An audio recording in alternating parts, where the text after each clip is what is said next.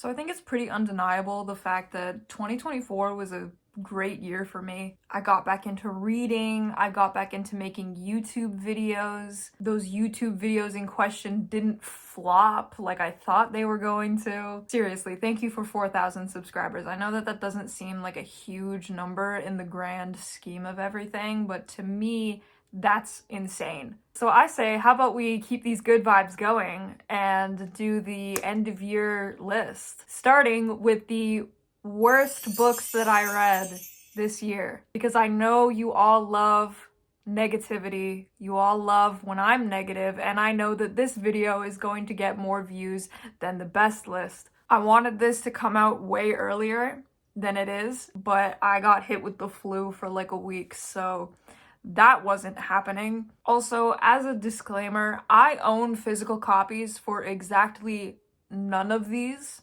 I either gave my physical copies away, read these through Apple Books, or rented them through the library. So you guys are just gonna have to deal with like the JPEGs that I put in the top of the screen. Okay, without further ado, here are the top 7 worst books that I read in 2024. So at number 7, we have The Wren in the Holly Library by K.A. Lind. This book pissed me off so much because I was so prepared to love it. I should have honestly seen the writing on the wall the moment that I learned that this was published by Red Tower, but I was naive and full of hope in my heart. To begin with, the cover for this book is absolutely gorgeous, and the sprayed edges on it are very nice as well. I'm not usually a fan of sprayed edges, but these ones were very pretty. That's how Red Tower gets you. They trap you with the nice sprayed edges and the beautiful covers. So The Wren in the Holly Library takes place in this like post-apocalyptic New York City. The United States has been like absolutely devastated by this event called the Monster War. Basically, like a decade prior to the book starting, monsters came out of the shadows, and there was a war that the humans got caught up in, and it just like absolutely devastated the landscape. And now, like, after it's ended, we're all trying to like rebuild and everything. The main character, Kierce, she's a thief, and she's tasked with stealing something from this place called the Holly Library. She gets caught doing it, and the guy who owns the library is so impressed with her skills that he hires her for a job to steal this like magical object that he needs. So that premise alone probably sounds like it rocks.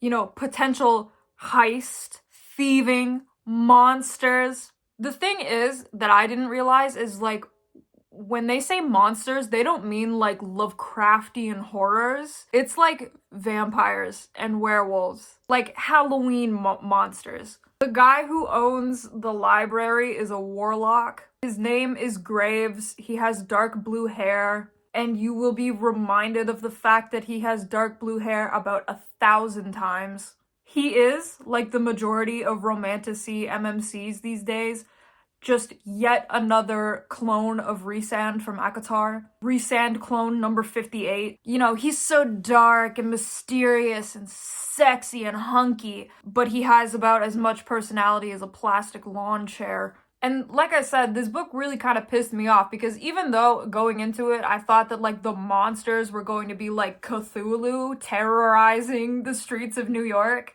I was kind of down with it being like vampires and werewolves and like demons and stuff. Kind of like bootleg Shadowhunters, honestly. And it started out pretty good. Like you meet like Kierce's like thieving guild, and then like the place where they stay gets like attacked. And then you're led to think like, okay, so when they do this like heist for this object, like you're gonna get like the whole group together, the whole squad. But she abandons the squad so quickly, even though they're supposed to be like her best friends, and she moves in with this guy Graves. And the whole like heist thing is so irrelevant because for so much of it, like the sexual tension that builds between Kierce and Graves is honestly him just telling her to like read.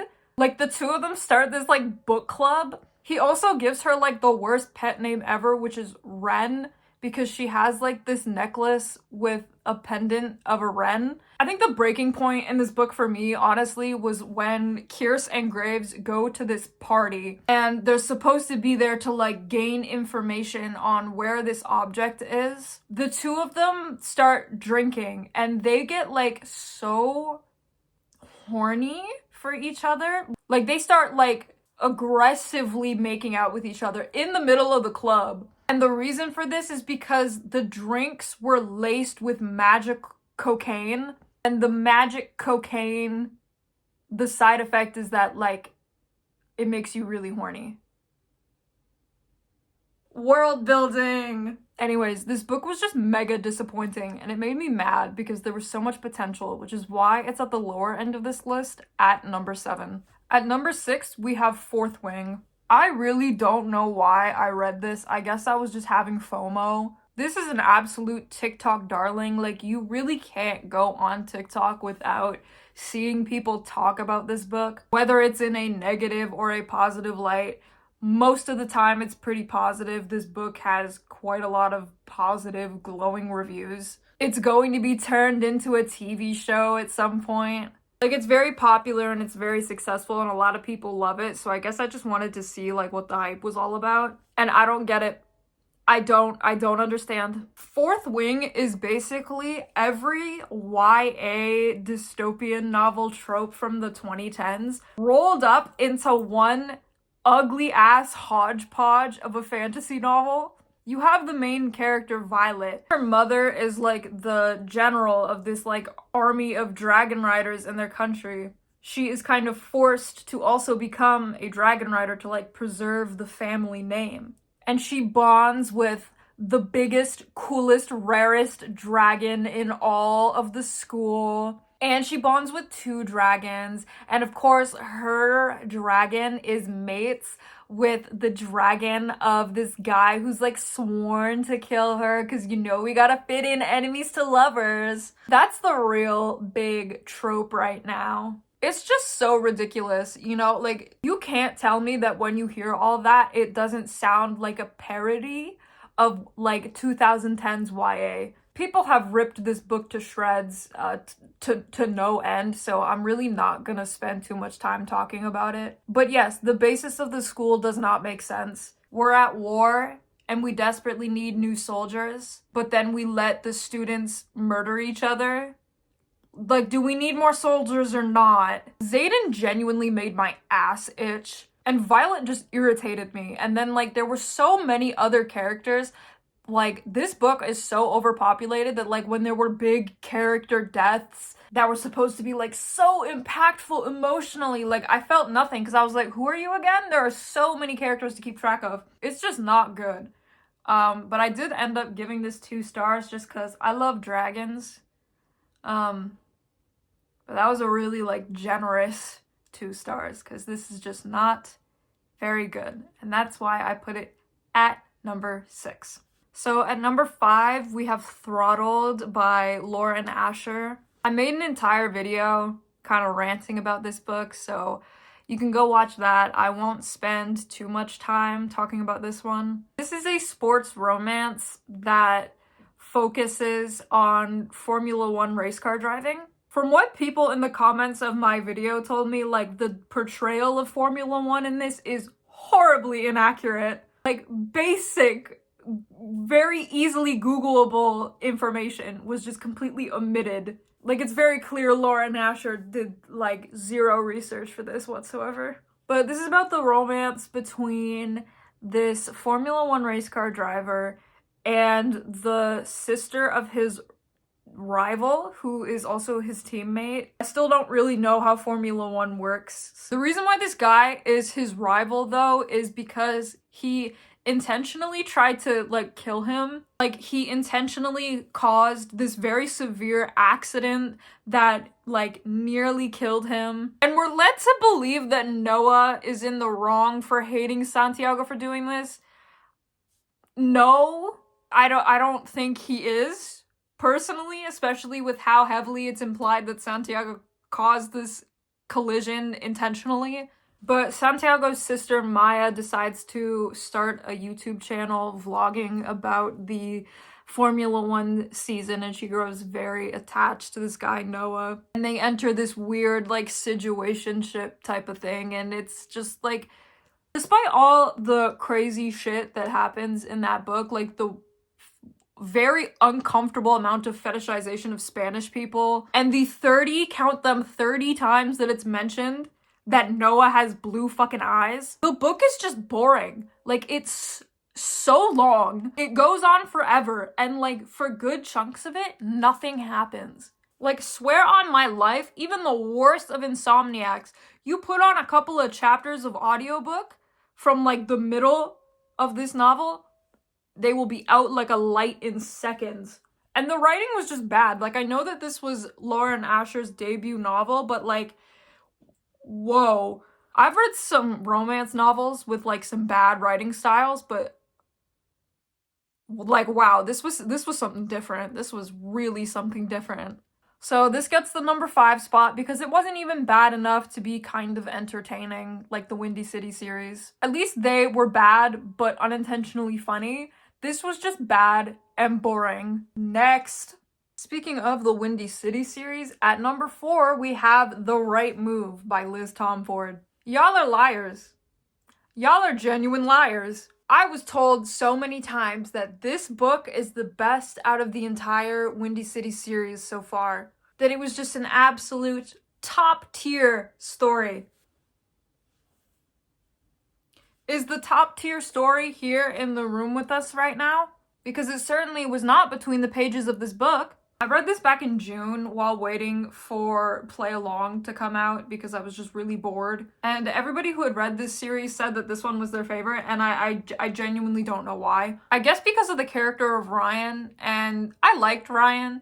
There were some very sweet moments in this book, admittedly. Like Ryan learning how to do basic phrases in American Sign Language to communicate with Indy's father, who's deaf. I thought that was just incredibly sweet, and honestly probably the best moment in this entire book. I'm not ragging on that. I did also like how it kind of talked about Indy's struggle with infertility. I thought that that was a very interesting subject to go into. My criticism is that everything else in this book is so unbelievably corny. The whole setup is honestly like so goofy as well. Like, oh my god.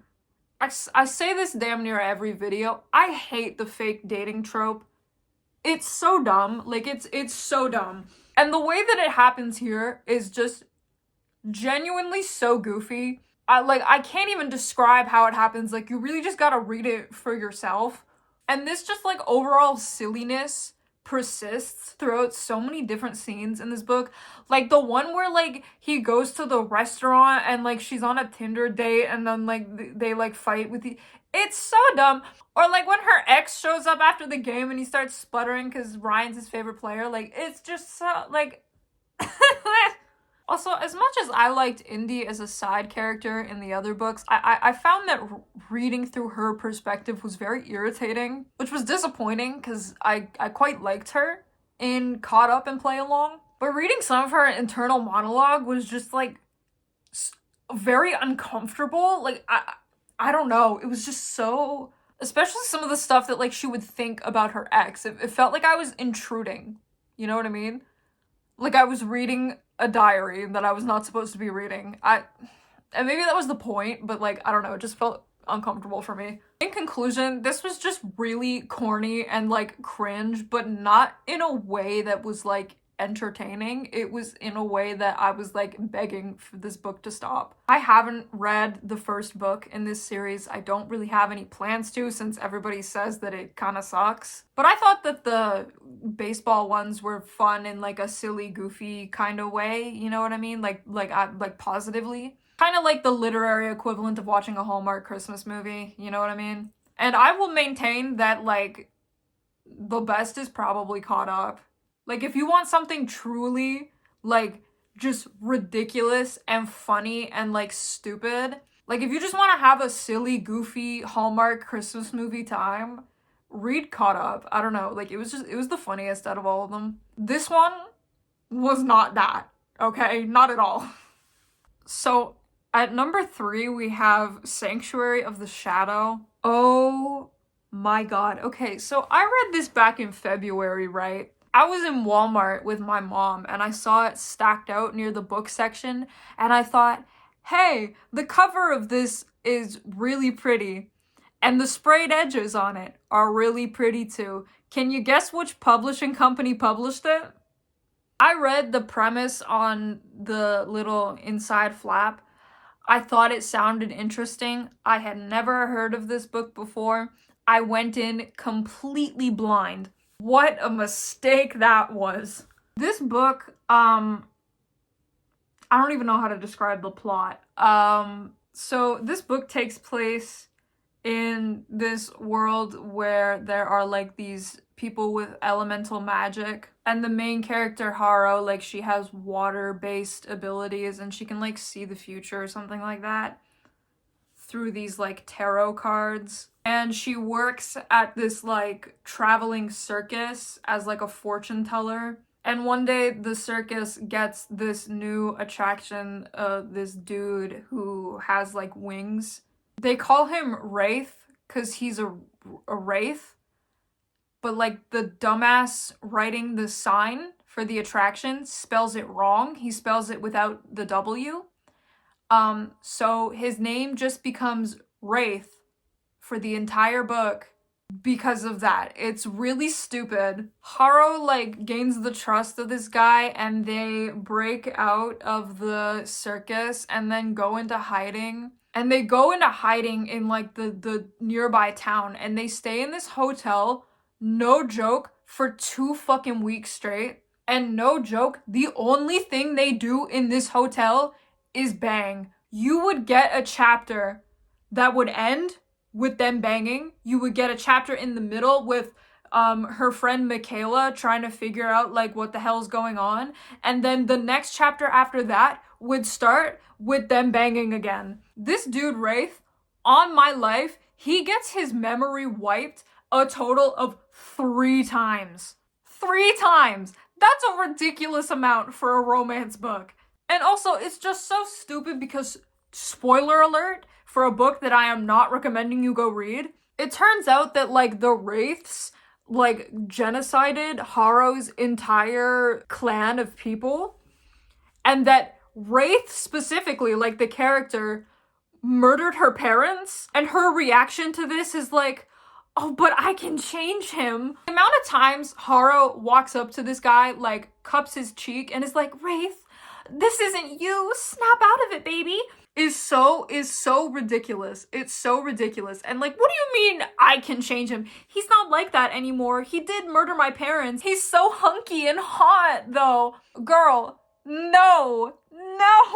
And then the book ends with the pregnancy trope, which we all know and love. And her telling him this is genuinely the most ridiculous thing. Oh my god. There's no world building in this book. It's just them, like, having sex and vibes. That's pretty much it. So I'm on the last chapter, and the main female character announces that she's pregnant to the main male character. And he starts acting stupid as shit. This is the actual dialogue. It's brain melting. We're having a baby. She's so beautiful, Wraith. She's the most perfect. A what? A girl, a baby girl. I'm pregnant. Pregnant? A girl? Yes, a baby girl. You're going to be a father. A father? Like, I get that this man has had his memory wiped 3 times over the course of this book, but this is ridiculous.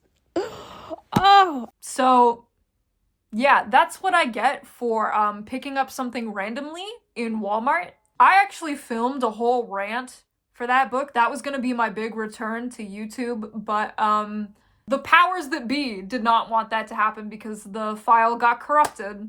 So that didn't end up happening. Maybe that's for the best, honestly. Alright, moving on. So at number 2, I put Fall of Ruin and Wrath by Jennifer L. Armentrout.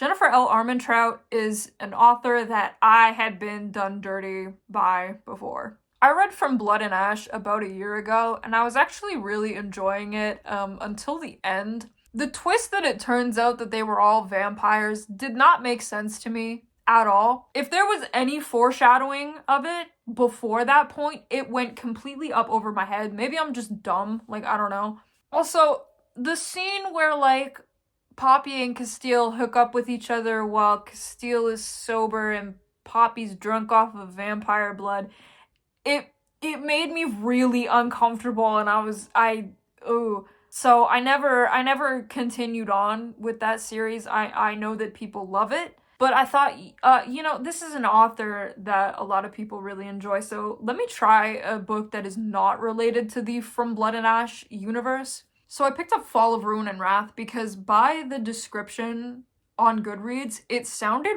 really interesting. And there were a lot of, like, really positive reviews for this, so I was really looking forward to reading it. Holy shit, was I wrong. I'm so genuine when I say that there is no plot in this book at all. Absolutely zero. The description on the back of it, the blurb, absolute lie. There is no plot at all. Allegedly, it's about these creatures who are called highborns, even though it's never really specified what the fuck a highborn really is. But they are these, like, humanoid creatures that feed off of the pleasure of the humans around them. And obviously I knew that that was going to lead to some sex scenes in this, but I thought that that was an interesting enough concept that, like, you could do quite a lot with it. I said this in my wrap-up, but, like, there are a lot of different ways to produce dopamine in the brain. So I thought that, like, you would have scenes of these highborns, like, maybe drugging the humans, like, giving them, like magic cocaine, like in Ren and the Holy Library. And there was a little bit of that, like you had the highborns, like, throwing these big, huge parties. But the majority of it really was just, like, sex, and, like, a lot of it. And I just thought, like, that is just such a waste of an honestly really interesting idea. Like, quite literally, there is nothing in this book except the two main characters being really lustful over each other. Like, they just thirst over each other constantly for 400 pages straight. And some of the scenes of this are really weird and really uncomfortable. Additionally, like, their relationship is so full of them just being thirsty that the main male character does not learn the main female character's name until 300 pages in. She doesn't think to tell him her name till page 300 out of 400.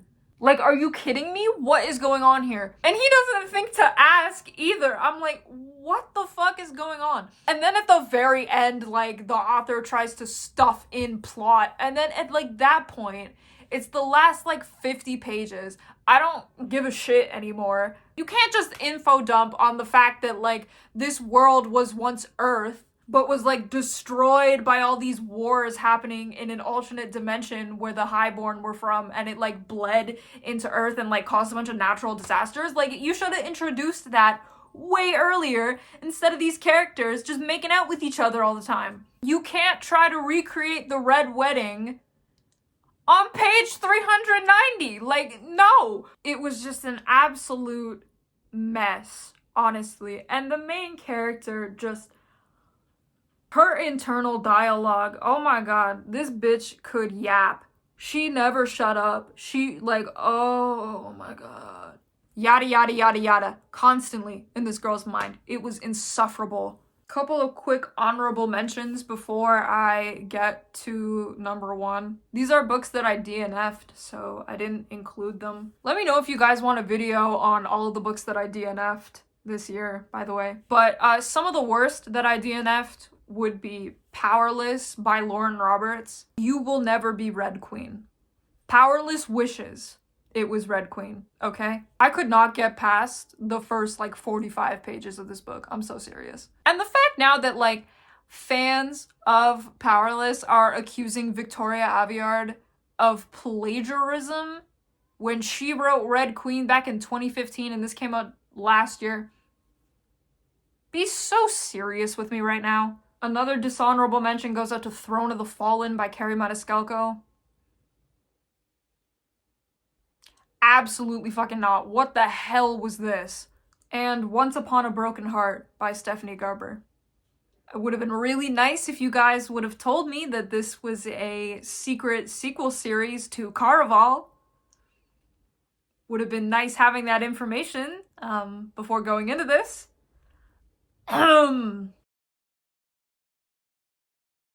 Alright, number one, did you guess it? Did you guess that it was Moonshot by Alessandra Terray? Did you guess that it was Moonshot?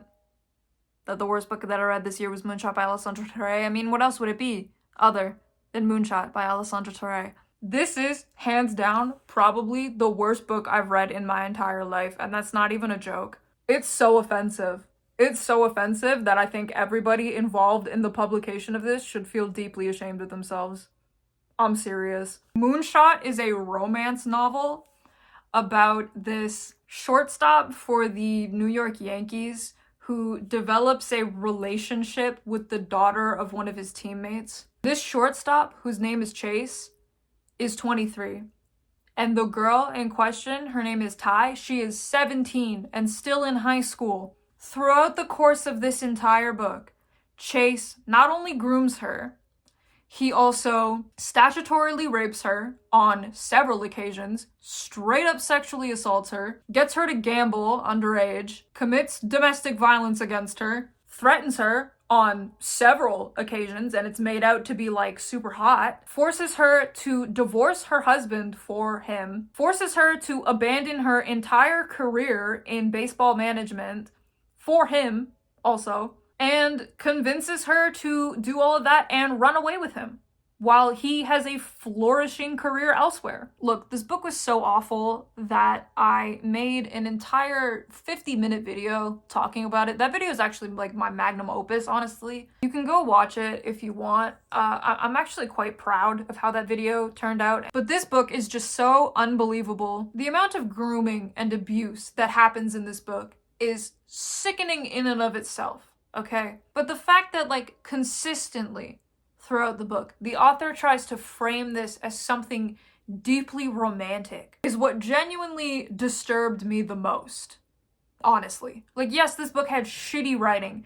Yes, the murder mystery plot that happened in the second half was dumb and bad and didn't make any fucking sense. But the worst part is that this book straight up romanticized this very toxic relationship. 23-year-old Chase Stern had no business pursuing a 17-year-old girl who was still in high school. And I'm not saying, you shouldn't talk about darker subjects in media. I'm not advocating for censorship at all. I'm not saying that you shouldn't portray toxic relationships and grooming in books. But what you shouldn't do in any circumstance is romanticize it, because there is nothing romantic about it. I worked with an organization as a counselor, and this organization, their whole thing was they advocated for the well-being of young girls. I worked directly with a lot of young girls ranging in age, and despite that,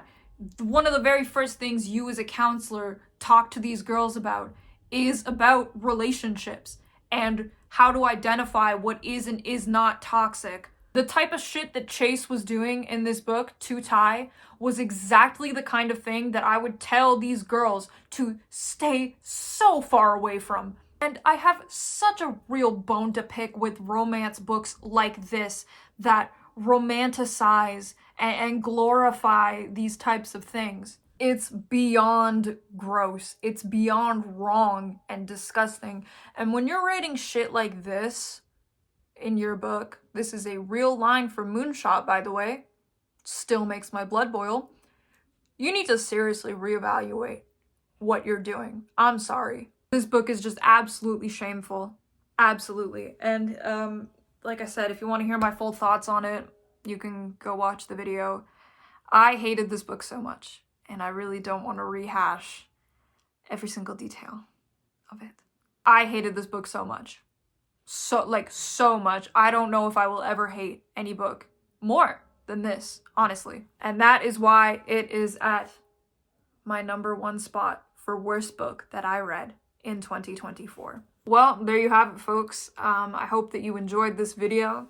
I would say overall that I had a pretty good reading year this year. I did read quite a few flops, as you all just saw. But stay tuned for the best book list, where I talk about some absolute gems that I read this year. Because contrary to popular belief, I actually do like the stuff that I read. You know what I mean? But yes, thank you for watching. If you enjoyed this and you want to see more videos by me, hit that subscribe button, press the bell. You know the deal. And I will see you guys in the next video. Thank you guys for tuning in. Bye-bye.